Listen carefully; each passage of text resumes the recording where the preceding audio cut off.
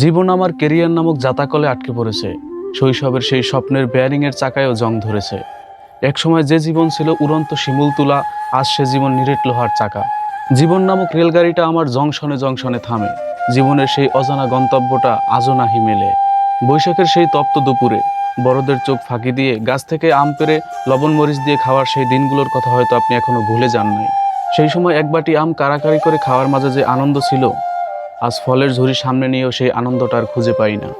কালবৈশাখী ঝড় শেষে গাছতলায় গিয়ে আম কুড়ানো ছিল একটা মহা উৎসব। আমরা ঝড় থামার আগেই পৌঁছে যেতাম গাছতলায়। আর এখনকার আধুনিক যুগে এসে কালবৈশাখী ঝড় মানেই সোশ্যাল মিডিয়ার একটি ছোট্ট স্টোরি।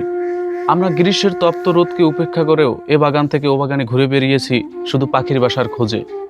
বাঁশের কঞ্চির মাথায় প্রাকৃতিক আঠা লাগিয়ে ঝিঝি ধরার সেই দিনগুলোর কথা কি আপনার মনে পড়ে? আমরা হারিয়েছি একে একে সবই, অথচ সেই বসন্তের শুরু থেকে গ্রীষ্মের শেষ পর্যন্ত আমরা হিসেব রাখতাম কে কয়টা ঝিঝি পোকা ধরেছি। এখনও হিসেব রাখি, এখনও হিসেব রাখতে হয় সংসারের।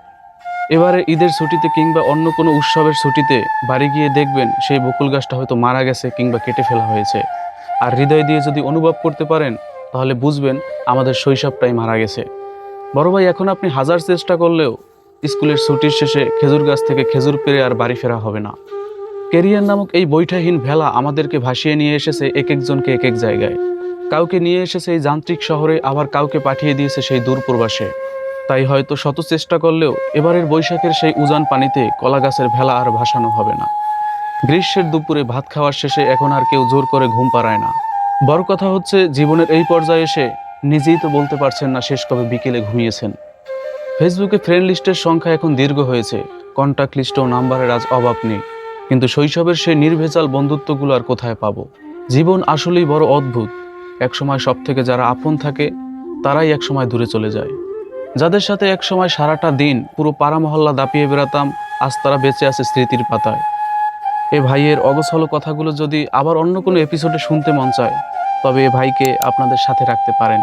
হয়তো আবার একদিন ফিরে যাব সেই বকুল গাছটার নিচে, যদি ফিরে পাই সেই হারানো শৈশবটাকে। তবে সেটা কি আর সম্ভব?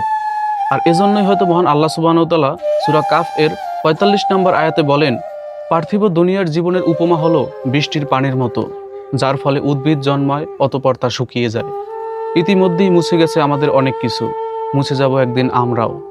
তাই যেখানে যে অবস্থাতেই থাকেন সৎ থাকেন। আর নামাজ নামাজ নামাজ বাদ দিয়েন না।